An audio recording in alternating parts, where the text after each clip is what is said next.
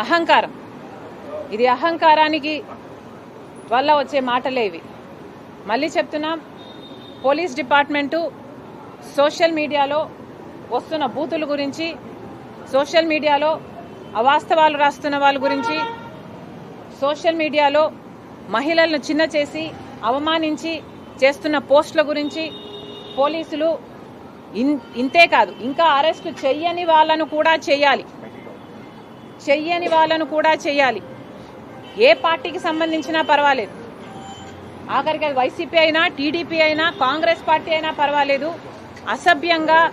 అసభ్యకరంగా ఎవరు పోస్టులు పెట్టినా కూడా పోలీస్ డిపార్ట్మెంట్ చర్యలు తీసుకోవాలి, వాళ్ళని అరెస్టు చేయాలి అని కాంగ్రెస్ పార్టీ డిమాండ్ చేస్తుంది.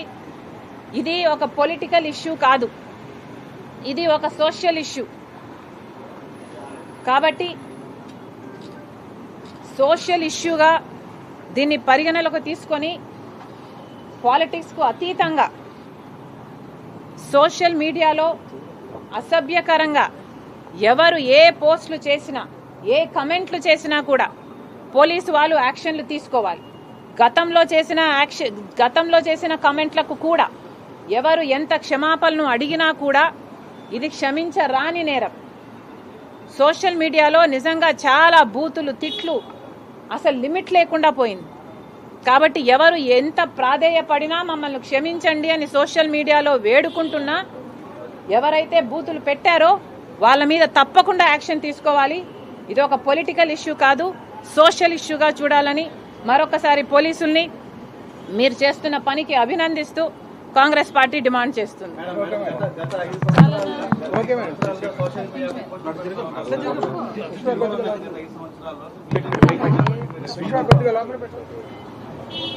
మాకు ఒక్క ఓటు కూడా రాకపోయినా జగన్ అమ్మా, నేను ఇప్పుడే రెస్పాండ్ అవ్వటం లేదు. సోషల్ మీడియాలో నేను బాధితురాల్ని అని నేను మీడియా ముందుకు వచ్చి చెప్తున్నది ఇది మొదటిసారి కాదు.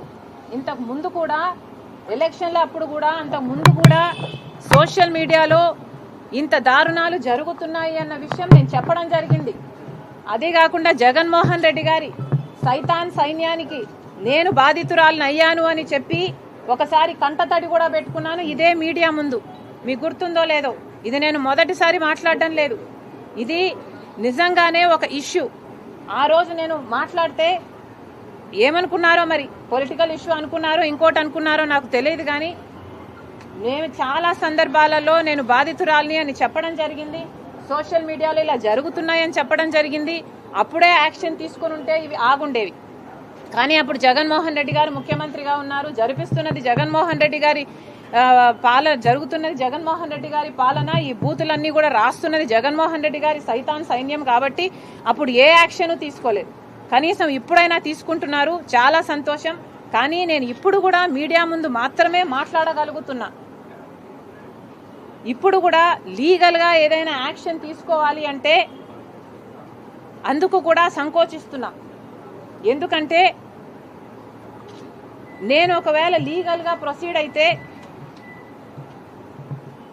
వర్రా చెప్పినట్టు అవినాషో భార్గవో ఉన్నారు అని నేను లీగల్గా కేసు వేస్తే దానికి పొలిటికల్ ఇంప్లికేషన్స్ కూడా ఉంటాయని ఆలోచిస్తున్నా. నేను కాంగ్రెస్ పార్టీ అధ్యక్షురాలుగా నేను లీగల్గా ప్రొసీడ్ అయితే ఇది ఒక పొలిటికల్ రంగు దీనికి పూసినట్టు అవుతుందేమో అని ఆలోచిస్తున్నాం. నిజానికి ఇది పొలిటికల్ ఇష్యూ కాదండి, ఇది సోషల్ ఇష్యూ. దీన్ని అందరూ పొలిటికల్ ఇష్యూ కాకుండా దీన్ని ఒక సోషల్ ఇష్యూగా చూడాలన్నదే మా తపన. చాలమ్మా, థ్యాంక్ యూ.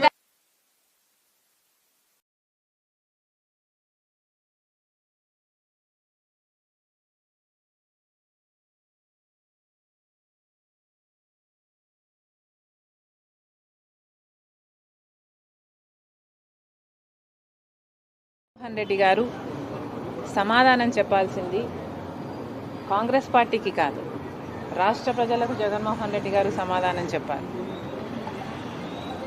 మాకు ఎన్ని ఓట్లు వచ్చాయి అన్న విషయం పక్కన పెడితే జగన్మోహన్ రెడ్డి గారికి అయితే 38% ఓట్లు వచ్చాయి కదా.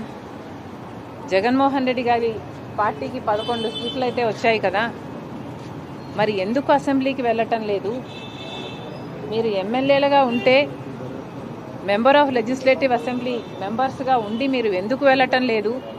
వెళ్ళటం లేదు కాబట్టి రాజీనామా చేయండి అని మేము డిమాండ్ చేస్తే ఆ ప్రశ్నకు సమాధానం ఇవ్వకుండా మేము ఇన్సిగ్నిఫికెంట్గా అన్నట్టు మాట్లాడారు జగన్మోహన్ రెడ్డి గారు. జగన్మోహన్ రెడ్డి గారికి సూటి ప్రశ్న,